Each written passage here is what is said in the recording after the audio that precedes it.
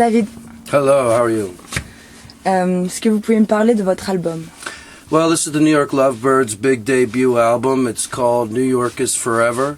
It's independently made, independently produced there at the Wave Lab Studios in New York, produced by AJ Titian and myself. It's got 8 songs on it. It's about 23 minutes long. And the first single is The Underground is Underground. And it was fun to make, it was easy to make, and I'm glad it's finished. Et comment décririez-vous votre musique? I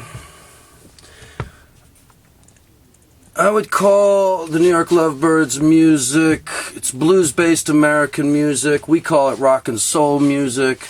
It's big, it's warm, it's simple, it's direct, it's often ferocious, and if you were to ask me when I was 17 or 18 what my favorite songs were, I'd probably say When a Man Loves a Woman by Percy Sledge, Ooh Baby Baby by The Miracles, Oh Sacred Head Now Wounded, stuff like that. And that music is very warm and very big also. So I don't think my tastes have changed that much, Et par rapport au titre de votre album, est-ce que vous êtes vraiment inspiré d'oiseaux amoureux ou c'est plutôt complètement une illustration de vous-même, amoureux de la ville? Well, it's not the lyrics don't come first or the melody. It's really the idea that comes first, I have plenty of lyrics, I have plenty of music. The problem is to have an idea, to somehow put this all together. So I'm living in a junkyard in my mind, waiting for an idea to come, and when that happens, then I can move forward. Quelle est la différence entre la poésie, l'écriture de la poésie et des paroles de musique? I don't know what the difference is. It's mysterious. It's like the difference between cake and bread, but I can't write poetry. I'll tell you that right now. Mais vous savez, je suis française, alors pour moi il y a une différence entre le gâteau et le pain. The cake and bread, le gâteau et le pain. Sometimes. Est-ce que c'est pas la même recette, qu'on n'a pas forcément les mêmes sentiments?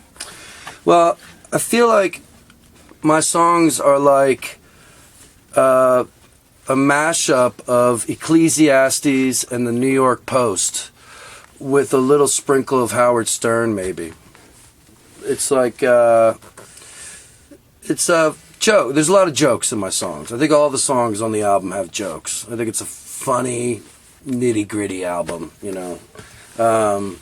Good songs are squeezed out of a contradiction, and that's the contradiction. It's like Ecclesiastes, the New York Post, and you can play these songs in a bar, you can play these songs in a church, and they work both ways, and that's the way I wanted it to be.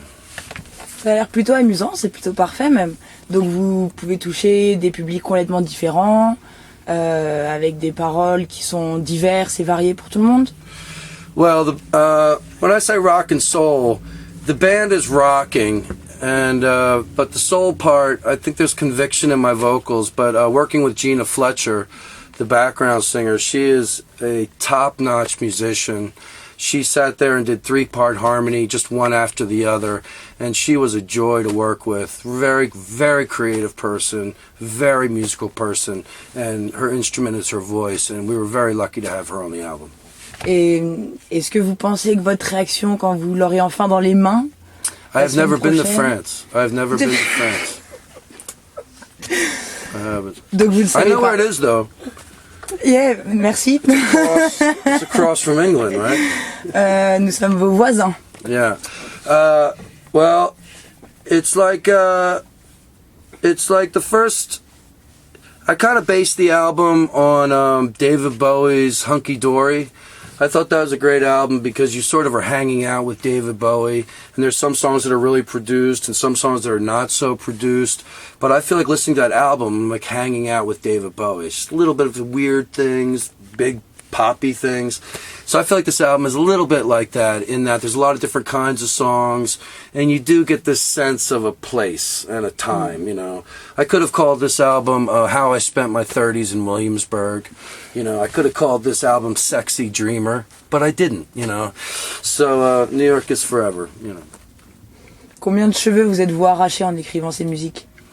Well, for myself, my magic circle is kind of Stevie Wonder, Al Green, Aretha Franklin, James Brown, Bob Dylan, the Rolling Stones, and Van Morrison.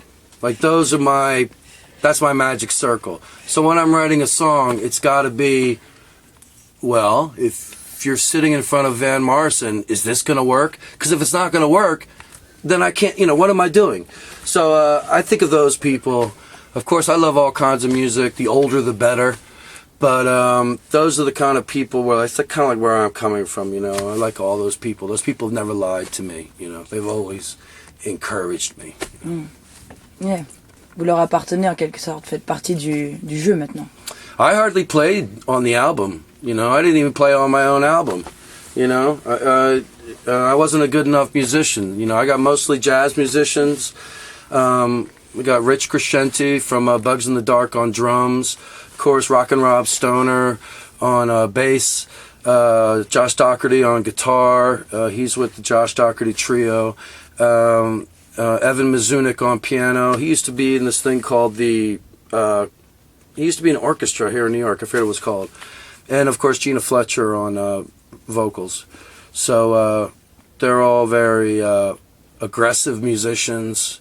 They're they're not hitting around the note. They're hitting the note, you know.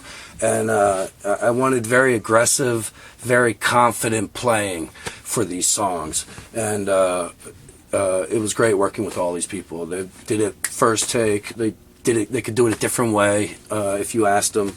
And so it was very easy working with these people. Yeah. Donc vous avez toujours joué, été musicien, mais qu'est-ce qui a été le déclencheur pour vous d'enfin faire votre propre album, le vôtre? Well, I did sort of, as far as the producing, I did the front of the house and AJ did the back of the house. I took care of getting everyone together, setting things up, the songs, the arrangements. I worried about all that, and AJ just took care of the recording, and we never really had a conversation about anything. He once came up and asked me, do you want the Telefunken 231 microphone on this track? And I said, just, that's your job. And we never talked about anything like that. And I think the record is very clear, very crisp, very clean. There's no tricks. There's no, it's just, it sounds live in the room. So I dig that about it. Plutôt joli réparti. Thank you. All right, is that enough? Beautiful. All right, great. So then, Alex, then a little outro. You want to?